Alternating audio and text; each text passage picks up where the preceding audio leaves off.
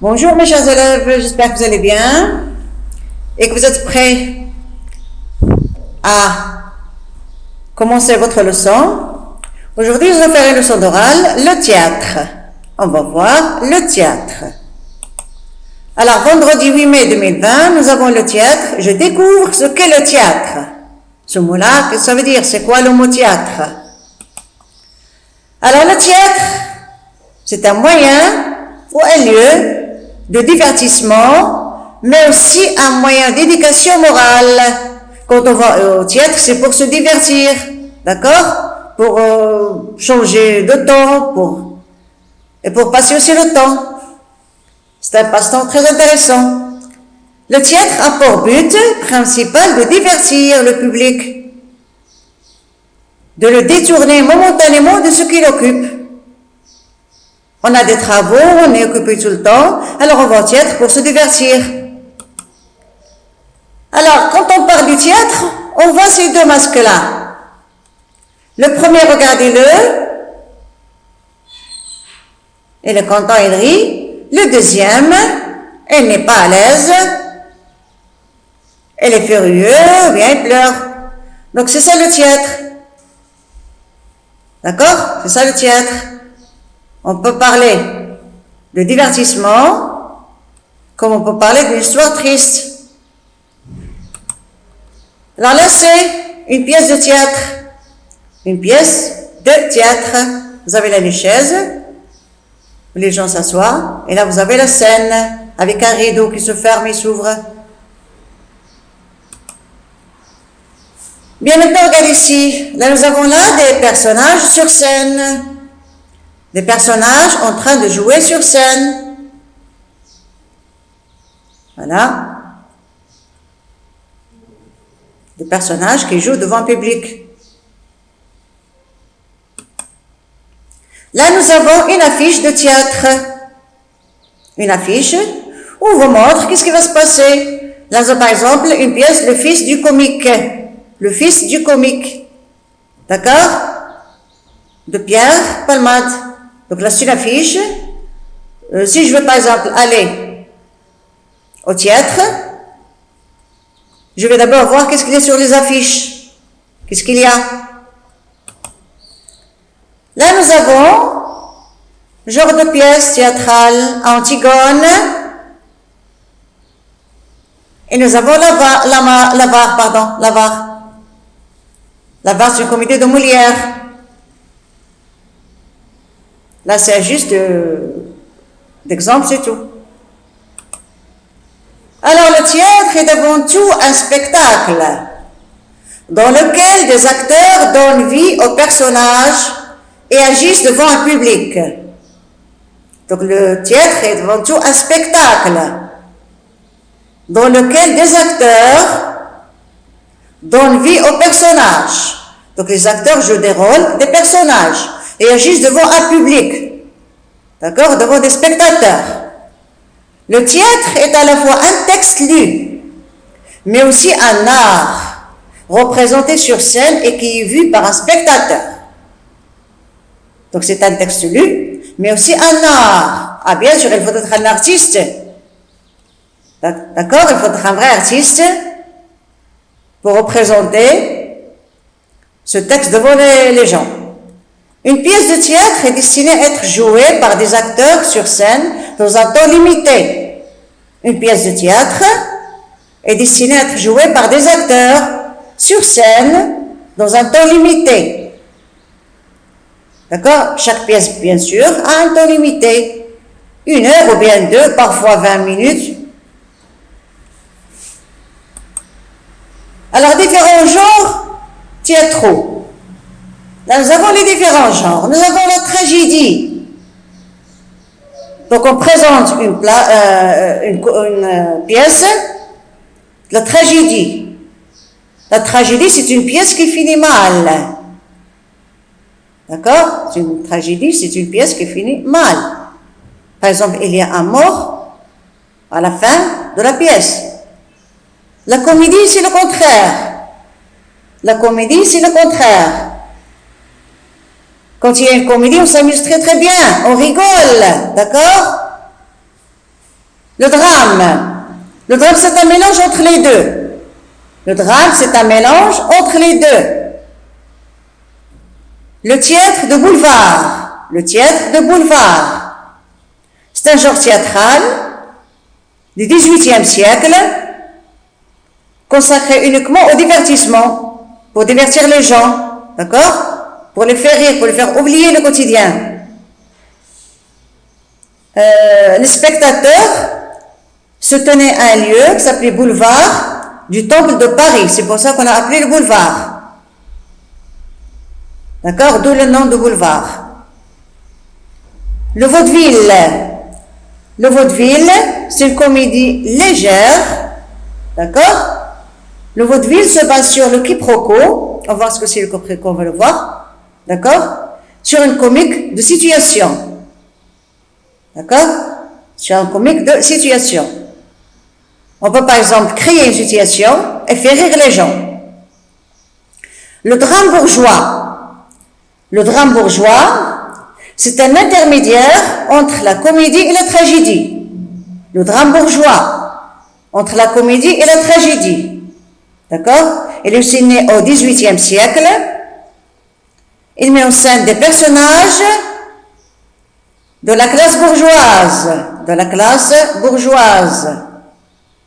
Donc là, c'est quelques genres, la tragédie, la comédie, le drame, le théâtre de boulevard, le vaudeville, le drame bourgeois. Donc c'était pour vous donner une idée de quelques genres théâtraux. Maintenant, une pièce de théâtre développe 3 types d'énoncés. Il y a les paroles prononcées par les personnages, qu'on appelle les répliques. Il y a les noms des personnages qui prennent la parole ou sont présents sur scène, sont transcrits le plus souvent en capital d'imprimerie. Les didascalies, c'est-à-dire les informations relatives au lieu de l'action, aux gestes ou déplacements des personnages, aux intonations, au bruit, au costume. Les didascalies. Le monde du théâtre. Donc, pour chaque monde, il y a, on peut dire, un lexique. D'accord? Des mots spéciaux. Dans le monde du théâtre, on trouve un comédien, personne réelle qui joue le rôle d'un personnage. D'accord? Personne réelle qui joue le rôle d'un personnage. Un dramaturge, c'est l'auteur d'une pièce de théâtre. Celui qui écrit une pièce de théâtre s'appelle un dramaturge.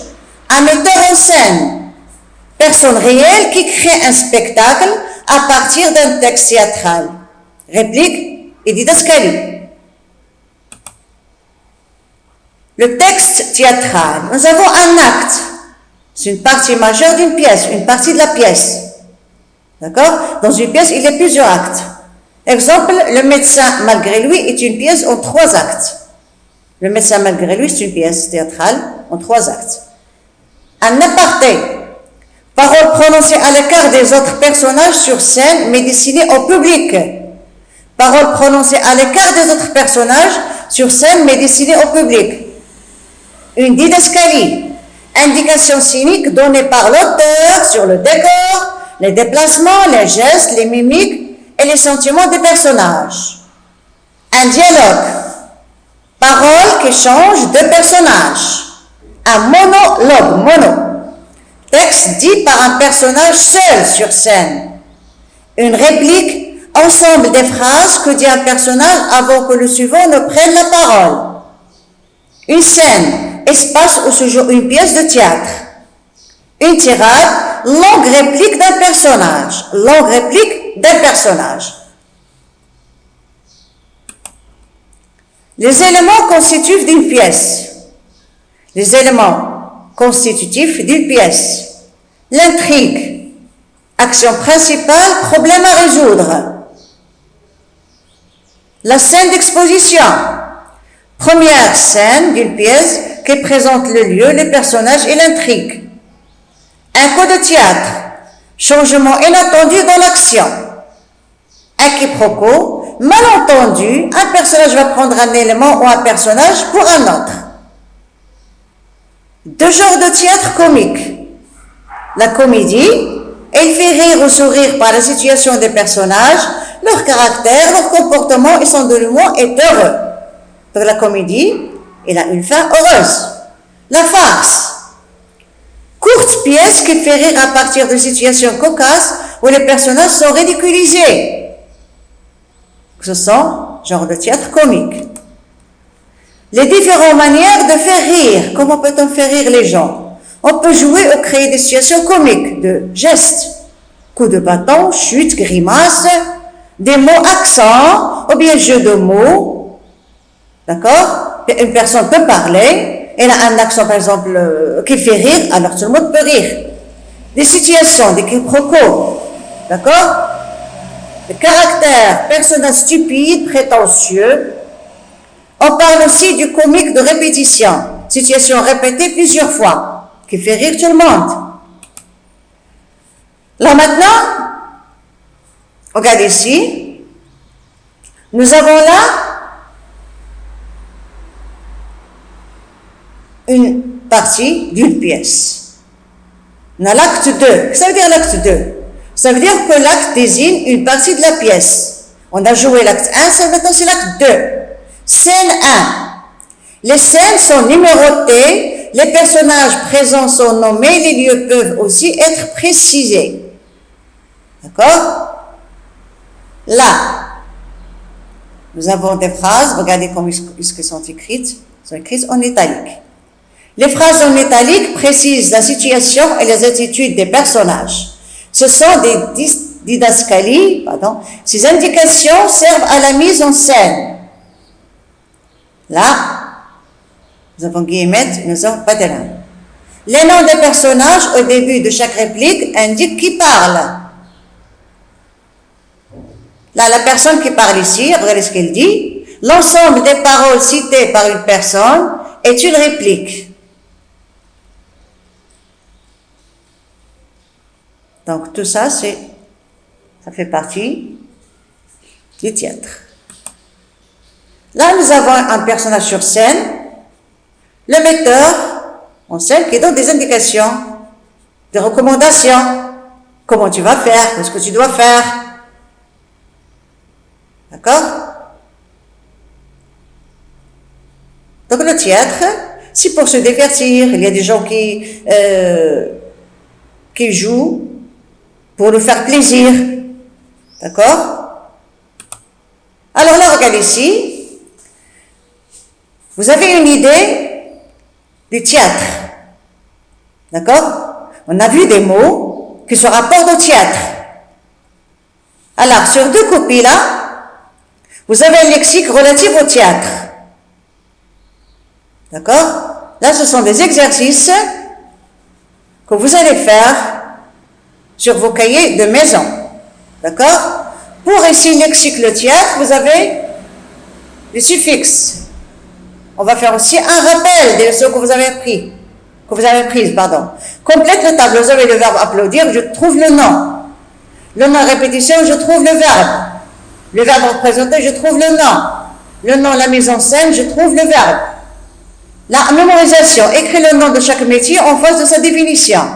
Un décorateur, un comédien, un auteur, un éclairagiste, un costumier, un metteur en scène. Il dirige les comédiens, qui est-ce? Il écrit le texte d'une pièce de théâtre, qui est-ce? Il joue un personnage sur scène, c'est qui? Il conçoit les décors, c'est qui? Il s'occupe des costumes des comédiens, qui est-ce? Il règle les éclairages, c'est qui? Maintenant les synonymes, trouve les synonymes des mots demandés. Péripétie, comédien, interprété. Sens des mots, remplace les mots en gras par les synonymes qui conviennent. Le synonyme qui convient. Salle, tréteau, spectacle, art dramatique. Ce soir, nous allons au théâtre. Plus tard, je prendrai des cours de théâtre. Le théâtre peut accueillir 1000 spectateurs. Les comédiens ambulants ont installé leur théâtre sur la place. Donc là, le mot théâtre qui est répété, on va le remplacer par un synonyme pour éviter la répétition. Là, ordre alphabétique. Classe dans l'ordre alphabétique les mots suivants. Réplique, pièce, monologue, didascalie, réplique, acte. Maintenant, votre dictionnaire. On va travailler le dictionnaire. Dans la classe grammaticale des mots suivants, interprétez. Tirade, dénouement, beau. Lis l'article du dictionnaire et réponds aux questions. Vous avez là le mot décor. Vous allez lire l'article du dictionnaire. Vous allez répondre aux questions. Quelle est la classe grammaticale du mot? Combien de sens a-t-il? Quel sens correspond au champ lexical du théâtre? Surligne en bleu sa définition, en jaune son exemple. Donne 3 mots de la même famille du mot. Champ lexical, souligne les mots qui appartiennent au champ lexical du théâtre. Vous avez des mots. Attention aux intrus. Je souligne seulement les mots qui se rapportent au champ lexical du théâtre. Famille de mots reconstitue les 3 familles de mots. Attention aux intrus. D'accord? Alors, je cherche donc parmi ces mots des familles. D'accord? Et attention aux intrus. J'espère que ce travail va vous plaire parce que c'est très intéressant. D'accord? Alors, j'espère que vous avez bien compris votre leçon. Le théâtre, c'est quelque chose de très important. Lisez, s'il vous plaît, et relisez le lexique du mot théâtre pour avoir une idée, d'accord? Et pour avoir un nouveau bagage. Alors, en attendant de lire ou bien de voir vos travaux, je vous souhaite une bonne journée et à la prochaine. Restez chez vous. Au revoir.